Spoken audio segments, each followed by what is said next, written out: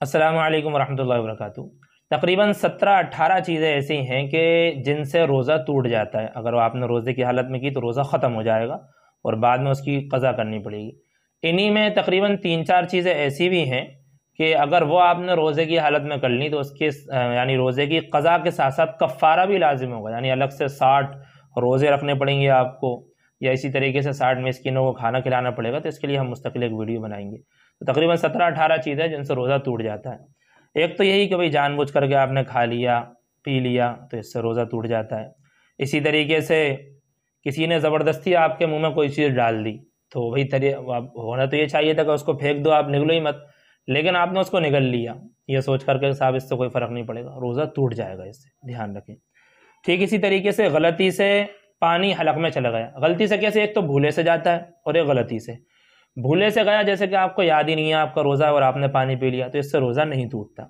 गलती से अगर चला गया, जैसे आप मिसाल के तौर पर वज़ू बना रहे थे और कुल्ली कर रहे थे, कुल्ली करने के दौरान अचानक बचते बचाते हुए भी पानी अंदर चला गया हलक में, तो आपको याद है रोज़ा है, लेकिन गलती से पानी अंदर चला गया, इससे रोज़ा टूट जाएगा और बाद में इसकी क़ज़ा करनी पड़ेगी। ठीक, गलती और भूल में थोड़ा फ़र्क याद कर लें अच्छे से। ठीक इसी तरीके से मुँह भरकर क़े हो गई, ठीक, तो वो कितनी ही हो, मुँह भरकर हो या कम हो, तो इससे रोज़ा नहीं टूटता। बाकी अगर जानबूझ करके करता है और वो मुँह भरकर हो तो फिर उससे रोज़ा टूट जाएगा। ठीक इसी तरीके से क़े हुई लेकिन जानबूझ करके आपने उसको अंदर लौटा लिया, जानबूझ करके। एक तो भाई खुद ब खुद चली गई तो उससे कोई फ़र्क नहीं पड़ता, लेकिन जानबूझ करके आपने अंदर लौटा लिया तो इससे रोज़ा टूट जाएगा। जो क़े हुई है ना आपको, उससे नहीं टूटा, लौटाने से रोज़ा टूट जाएगा।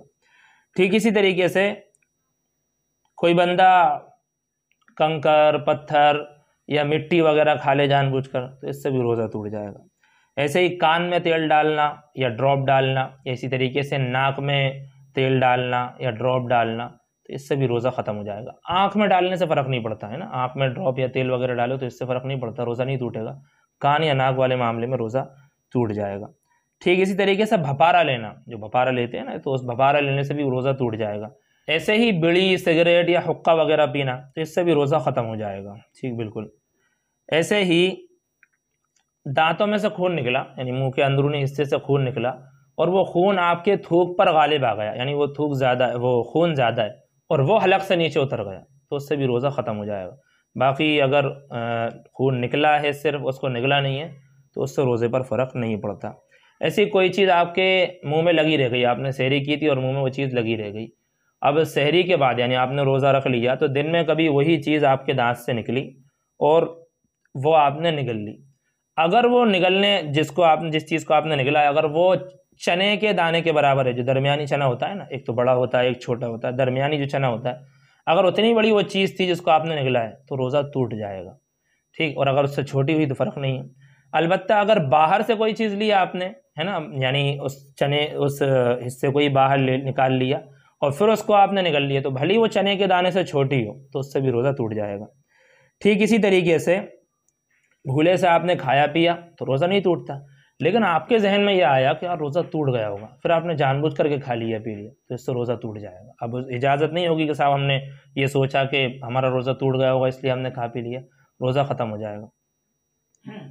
ठीक इसी तरीके से सहरी कर रहे थे आप और सुबह सादिक हो गई और वहीं आपने सोचा कि अभी तो सहरी का वक्त है और आप अब भी खा पी रहे हो, तो इससे भी रोज़ा ख़त्म हो जाएगा। आपने सोचा ना कि साहब और इतने में अज़ान होने लगी, आमतौर पर होता है कई मरतबा अज़ान होने लगी, तो रोज़ा इससे ख़त्म हो जाएगा।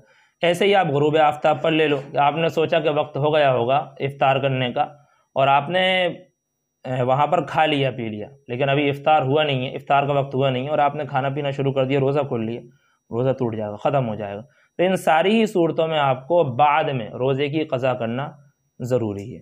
ठीक, इससे ही इसके अलावा कुछ चीज़ें और हैं जिनका ताल्लुक़ बालिग़ों से है। कोई अगर नाजायज़ हरकत अगर कर ले अपने हाथ के ज़रिए से, अगर इंज़ाल कर लेता है तो इससे भी रोज़ा टूट जाता है। ठीक, बाकी इसके अलावा कोई और सवाल आपके ज़हन में हो तो आप वो कर सकते हैं।